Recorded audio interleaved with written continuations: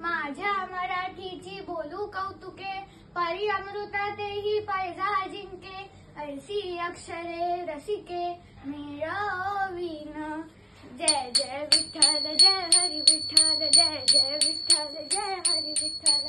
नमस्कार मंडळी, मी संत ज्ञानेश्वर, महाराष्ट्राच्या अनेक संतांपैकी एक तत्वज्ञानी संत. माझा जन्म पैठण तालुक्यात 13व्या शतकात विठ्ठलपंत कुलकर्णी व रुक्मिणीबाई कुलकर्णी यांच्या पोटी झाला. रेड्याच्या तोंडून वेद म्हणून घेणे किंवा मृत सच्चिदानंदाला जिवंत करणे असे अनेक चमत्कार भगवंताने माझ्या हातून घडवून घेतले. असाध्य ते साध्य करण्याचे सामर्थ्य माणसामध्ये आहे ते मी दाखवून दिले.